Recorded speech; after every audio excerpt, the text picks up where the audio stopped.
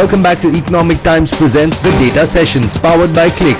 Up next, we have industry stalwarts speaking about businesses entering a new era ruled by AI and how companies can obtain valuable insights that can radically drive their business growth. Sanjeevan, how do you think this AI has been used in the organizations and how it can be used for more effective decision-making purposes? People are only concentrating on the sales aspect. However, nobody looks at the background. What is that background? Is your data clean? Is your data structured to provide that sort of an output so that the AI and ML technology can take very easily and give the output the way you have intended to? How your data is geographically scattered? So this needs a lot of thought process, and you need to take everybody along with you, and it should be one of the strategic decision from the top management.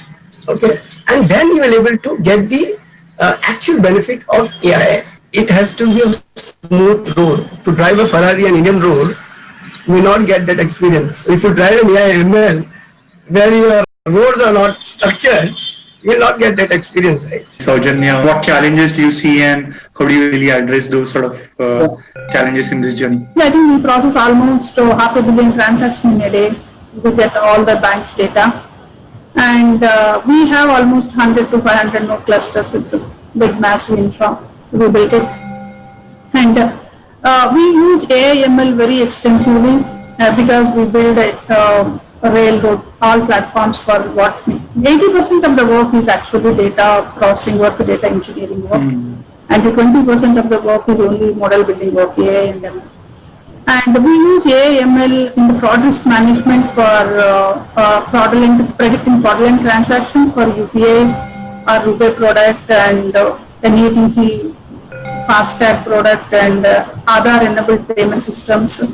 We integrated AI ML as a part of our products actually. It's not like a separate. When you do a transaction and you swipe your card, right, as the transaction is happening, I run my AI ML engine and do the output within the sub-milliseconds. Rukesh, how this data analytics is impacting business outcomes at Edelweiss? I'll tell you the stages and how or what we are doing. So the first step to this is just get the data, clean the data, ensure it is coming, it's accurate, and have it in your data platform. You know, we've achieved that journey of at least being able to get all our data in one place, right? Then the next bit, as well, we've made significant progress on, is around, now that you've got the data, of course, I mean, you know, credit and insurance all works around models, right? So the real game really starts when you can take that data and show it to a machine learning things and like correlation within the data, which a human or the business intelligence didn't do it for you. From our perspective, you know, there are two areas which largely focusing on. One is around the credit decisioning. How do you decide who to give loan or who not to give loan? Right? So that's on the credit decisioning side. Then comes the credit. Then on the early warning, so which is the predictive analytics side, right? Once you've given a loan, it's very easy to give a loan, right? It's very easy to give money, but the most important thing in credit is to collect the money. Recovery. There's been a massive shift towards collection and a lot of attention towards the collection. So let's go to Abhay. Let's hear his view as well in terms of what he thinks, maybe an advice or a trend that he sees. As I say, data is the new oil. Data could also be a new uranium. Yeah. Okay. Which is that if you don't use it properly, it will become radioactive. So I would say that the raw material, which is the core piece of data, needs to be governed and cleansed and interpreted and meta tagged, and that is really a lot of hard work that most people tend to underestimate. We just assume that we will ingest all of these streams in data and we've got these huge data lakes where we can actually just pump all of it. I think it's very important to make sure that there is governance around how that data is coming in and what is it that needs to get cleansed. Point two, in terms of a mindset, start small, think big. Your initial experiments will fail. Do not be disheartened with it. And the third and the most important thing is that you will ultimately create a culture, where every decision will need a data point backing it up. Chakra, would you like to share your thoughts maybe on advice? So, I think, from an advice standpoint, I would see the trend that's coming out is, and especially more in BFSI space, is around embedding analytics into business process. So today, a lot of the analytics happens in the back. I think the real power, and it's obviously a lot of other industries have done it. We have to get a lot more mature in BFSI space, is embedding the analytics into the business process, whether it's digital or physical or purely physical interaction or process. And I think that's where a lot of the other things that have been said, like data, cloud, those journeys will really kind of help us get there. But I would say that's a trend. I think in a couple of years, most of the analytics will be embedded into a business process. Next up, in the Power Pack discussion, let's understand how innovation and technology have important effects on businesses irrespective of industry or organization. I live, eat, breathe technology, and technology can do wonders, and that's why we love it. We have already seen many jobs which were earlier dependent on humans being performed by technology completely.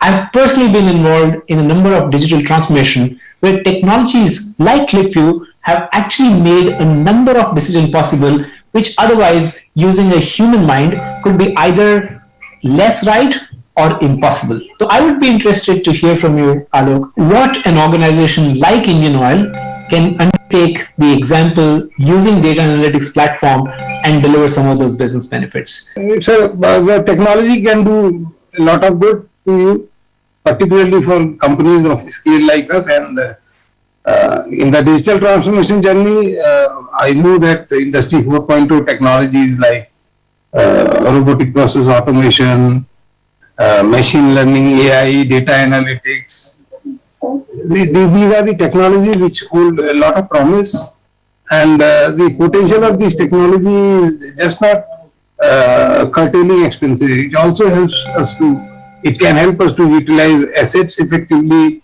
It can help us improve production performance. It can even help us boost the bottom lines, or simply improving the customer or stakeholders' experience. As far as particularly coming to data analytics is concerned, yes, Indian Oil refineries and pipelines and the customer-facing systems, they are a host to huge amount of data. Real-time data is being generated in refineries and pipelines. Even customer transactions are happening, and there is ample scope for doing data analytics, which we have tried to do in our digital transformation project for namely value maximization or top line improvement or cost reduction, predictive maintenance, even things like operational effectiveness or availability improvement. And we have seen benefits in some of the ML based analytic projects. We have been using R and Python for developing algorithms and Click as a dashboarding platform. And yes, now some of the projects are being even scaled up to all our 10 refineries. So I find a lot of scope for these projects. And the way the technology has improved over time, the speed is something which I certainly love. But I think what is the other thing which I really love is the power it provides to the employee. It's no longer the kinds of technologies where we used to build big systems somewhere in the back room and then people can simply use it. I see the benefit of some of these technologies also that they are actually putting the power in the hands of the user. That means you can do what you like. What's been some of your experience around that? Anything which you'd like to share there? As a part of the taking digital to the employees, we have been conducting a lot of training programs, and particularly we trained our officers on the self-service dashboarding platform. We use Click only, and we conducted a training for just 2 or 3 days training And to our surprise, many of our officers who were doing analytics in Excel till now, they could develop good dashboards in Click, and they could host it, and the whole department is using it. We have done especially we have done a hackathon in Indian Oil on analytics only in the last year, December. We got around very enthusiastic 50 plus entries. Again, we are going to conduct another hackathon. It's underway. That is on the subject of robotic process automation. Again, I expect a lot of benefit if we can automate many repetitive processes in Indian Oil. Just how do major organizations use data and analytics to make strategic and operational decisions? Here are insights into the challenges and opportunities. The power of data and analytics, which I'm an absolute true believer in, it is also one of those things which on its face sounds quite impossible. If you talk to the CEO of any business, they will say, I really don't want much. I only have 3 desires in life. I just want to make sure that my revenues skyrocket, my costs go down as low as they can, and I continue to manage those risks. And I'm sure there are technologies which can address either increasing the revenue. For example, you could put different kinds of technology and bring more customers in. Or you could bring technologies which could actually help you reduce costs. So the whole thing which we heard about robotics, industrial automation, all that, were actually reducing cost of human labor and getting things done. Or you can also use technology to do things in a manner that you get alert before things go wrong. But data and analytics, I think this is one such technology which has the power to fulfill all the 3 wishes of any CEO. Today, everybody is undertaking a digital transformation journey. I would like to hear from you, because you're the one who have seen closely implement some of these technologies and actually deliver business outcomes. Share with us what's been your learning and what kind of business benefits one can get from implementing analytical technologies like Click.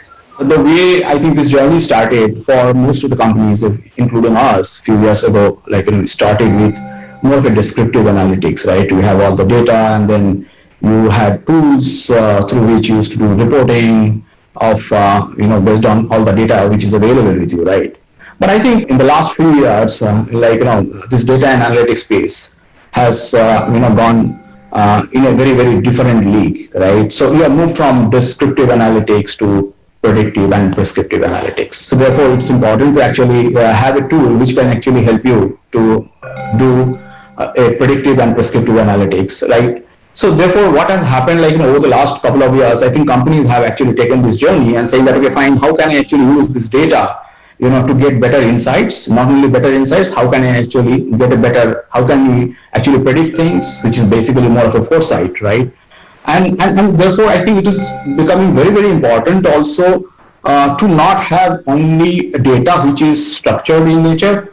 We will have also a lot of unstructured data which we will have to capture. We will not depend only on your internal data. You will also have a lot of external data which we will have to capture. And I think we have to use the right technology which can actually give you these insights and foresights in a very easy manner, right? And that's what has been the journey for many companies, including us. We have invested in Click. We actually chose Click, 7-8 years ago, right? And since then, we have been using, Click in our business, right? And this Click deployment has grown over a period of time, in our organization. So we started with India business, and then subsequently we extended to other geographies, across the globe. And we are using it quite extensively for all our analytics, whether it's sales, whether it's supply chain, whether it's finance.